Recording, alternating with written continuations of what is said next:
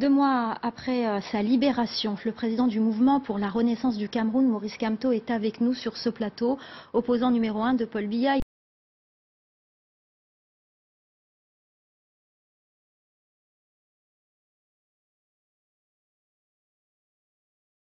Il a forcément pour parler du passé, mais de l'avenir, son avenir politique et celui de son parti, de son mouvement, le MRC. Merci beaucoup Maurice Kamto d'être avec nous sur ce plateau de France 24. Merci.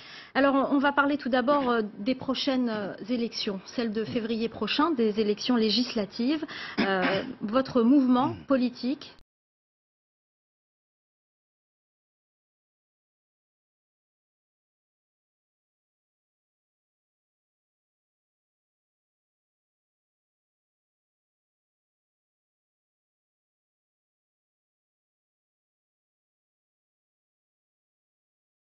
peut-être pas suffisamment d'accent sur l'autre tragédie qui se passe dans l'extrême nord du pays où les attaques des groupes extrémistes de Boko Haram font encore des victimes nombreuses parmi les populations. Mais s'agissant plus particulièrement du nord-ouest et du sud-ouest, aller aux élections sans avoir réglé cette question en profondeur, s'agissant d'élections locales où il faut élire des conseillers municipaux et des députés, ce serait donner un mauvais signal.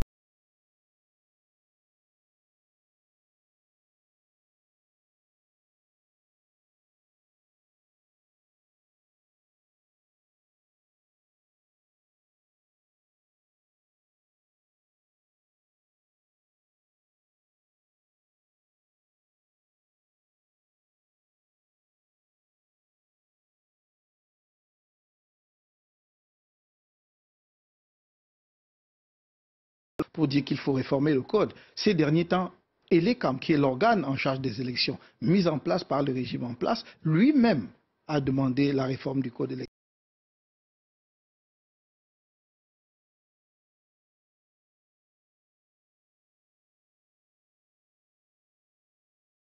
vous n'a pas empêché? Non, il y a eu des complications administratives.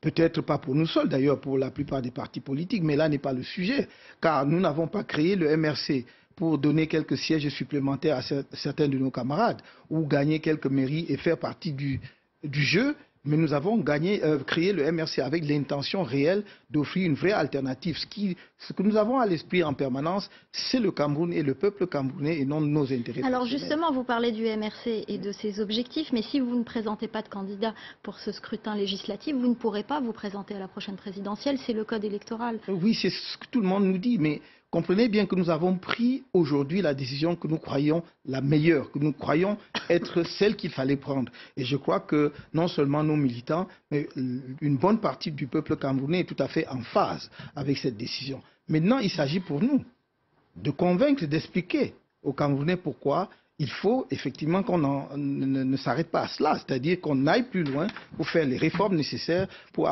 amener dans notre pays l'apaisement indispensable qui peut créer les conditions de développement économique. Aujourd'hui, aucun investisseur ne peut prendre la direction du Cameroun à cause de l'instabilité du pays. On ne peut donc pas dire que l'on soutient le régime actuel à cause de l'instabilité qu'il procure. Il n'y a pas de stabilité du tout. Alors, vous avez évoqué tout à l'heure la crise dans le nord-ouest du pays, la crise anglophone. Quelle est votre position sur cette crise ?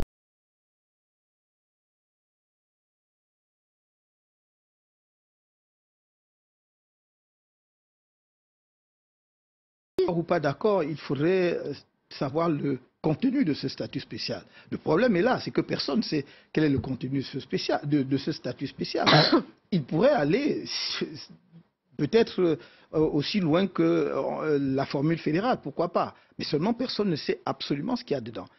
Ce que je peux dire aujourd'hui, c'est qu'il serait absolument irréaliste de proposer aujourd'hui des solutions qu'on aurait dû appliquer il y a 3 ans.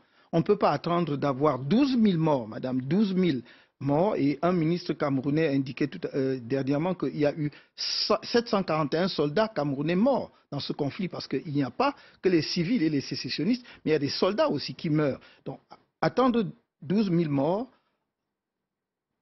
plus de 500 000 déplacés internes, 40 000 réfugiés, 3 années scolaires perdues, 2 régions déclarées par le gouvernement lui-même fiscalement sinistrées pour proposer des solutions qui ne prennent pas en compte les préoccupations majeures qui sont la réforme de l'État. Il faut donc au Cameroun aujourd'hui aller vers une solution qui donne satisfaction aux populations qui ont pris les armes, entre autres. Et la formule fédérale semble être celle qui rassemble la majorité des Camerounais aujourd'hui. Moi, je n'ai aucun problème avec une formule fédérale qui permettrait aux Camerounais de gérer leurs affaires et de développer leur région, leur collectivité. Alors, vous avez évoqué un bilan sur cette région du nord-ouest du Cameroun, mais qu'en est-il aussi du bilan de la répression? Vous en avez été vous-même victime, si je puis dire, puisque vous avez été emprisonné.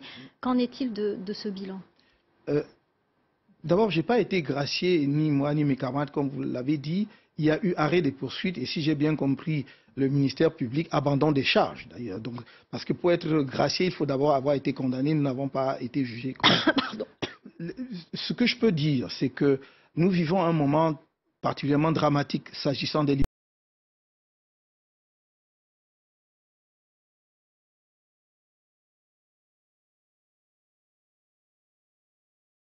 Je pense que les services de sécurité en particulier se donnent tous les droits. Et le niveau de torture que l'on a atteint, nous ne l'avons jamais connu au Cameroun. Mais je voudrais également souligner que nous avons passé 9 mois en prison pour rien.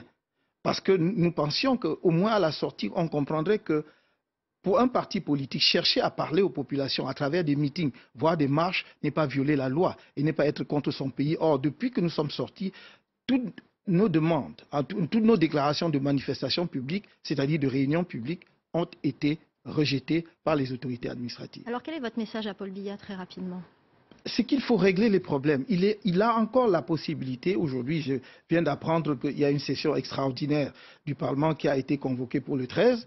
Il serait sage, à l'occasion de cette session parlementaire, de faire voter une loi qui proroge le mandat des conseillers municipaux et des députés actuels de 6 à 12 mois pour régler les problèmes au fond et reprogrammer les élections qui apporteront la paix et la sérénité dans la scène politique, sur la scène politique camerounaise.